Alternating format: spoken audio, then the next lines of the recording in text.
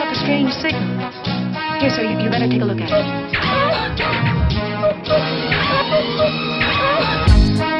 Hello, and welcome to episode 131 of Life Through a Prism with your host, Rob Tierney.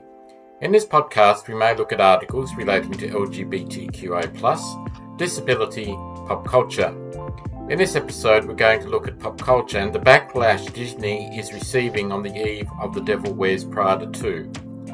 The article is entitled, Disney Faces Racism Backlash as The Devil Wears Prada 2 Offends Asian Fans Overseas. From geeksandgamers.com, written by Marvin Montenaro, April the 24th, 2026. Disney is at the centre of a racism controversy concerning The Devil Wears Prada 2. The upcoming Anne Hathaway 20th Century Studios sequel has sparked international criticism, with social media users across Asia accusing The Devil Wears Prada 2 of leaning into racism through outdated Asian stereotypes. And the backlash is raising an uncomfortable question for the entertainment giant.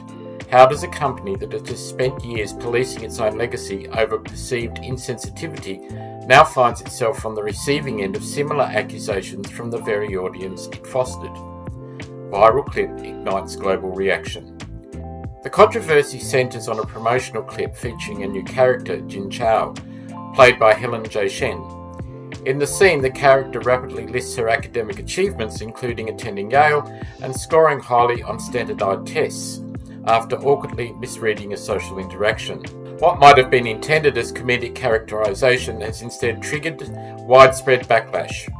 The clip has reportedly been viewed more than 26 million times, amplifying criticism far beyond its initial release. One Japanese user wrote, "The Devil Wears Prada. The promotion up to this point was really great, but right before release, they suddenly hit us with blatant anti-Asian racism and flipped the car." Another user responded bluntly, "We are in 2026. What made them think we'll find this kind of racism funny?" The reaction hasn't been isolated. A Korean news added, "All the East Asians are effing pissed off," and the fact that a few quotes from those living in the West are turning it into overly sensitive snowflakes is a perfect finishing touch. Stereotype debate takes centre stage.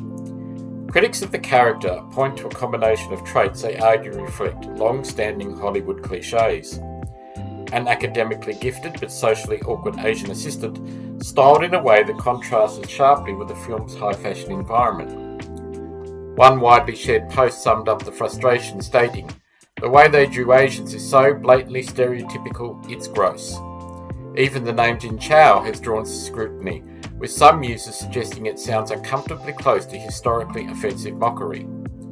The criticism has spread beyond social media, with major outlets across China, Japan, South Korea and Hong Kong picking up the story, signalling that this is more than just a fleeting one-line reaction. Defence emerges, but doesn't slow criticism. Not everyone agrees with the backlash. Filmmaker Joseph Kahn weighed in on the controversy, arguing that the character is being misunderstood. There's an uproar with Japanese Twitter about this Asian character. They feel she's a caricature, which she is, but not about Asians, but Gen Z. He went further in defending the portrayal, stating, "Jin's outfit is actually very couture in a film about fashion. The Asian character is being depicted as a fashionable striver in the fashion world, with typical Gen Z neurodivergency."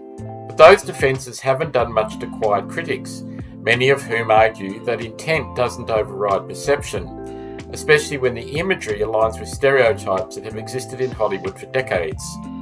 Disney's messaging collides with reality. What makes this situation particularly notable is who's behind the film. Disney, through its 20th Century Studios banner, has spent years emphasising inclusivity and cultural awareness. The company has retroactively altered or removed content from its theme parks and streaming platforms over concerns about insensitive portrayals. That history is now being thrown back at them by the very audience they coddled and catered to. For a company that has taken such a firm stance on cultural representation, the accusations surrounding racism in The Devil Wears Prada 2 land differently. This isn't a decades-old film being re-evaluated. It's a brand new release, created in an era where studios claim to be more aware than ever. And yet, here we are. A familiar pattern for modern Hollywood. Whether the criticism proves justified or overblown will ultimately be decided by audiences when the film releases, but the early reaction highlights the growing tension in modern entertainment. Studios frequently market their projects as culturally aware and socially conscious. At the same time, they continue to face accusations of falling into the very pitfalls they claim to avoid. That contradiction is becoming harder to ignore. And in this case, it's not coming from Western critics or social media activists, it's coming from international audiences. For Disney, that may be the most uncomfortable part of it all. What do you think? As someone who is a Westerner, when I saw the clip, I had a different take. I just felt that the character in question was just so nervous and wanted to make a good impression. Is racism being shown in this clip? Does the culture we live in dictate how we view characters of other ethnicities? Would love to hear your thoughts. Let's have a conversation. Till next time, take care and bye for now.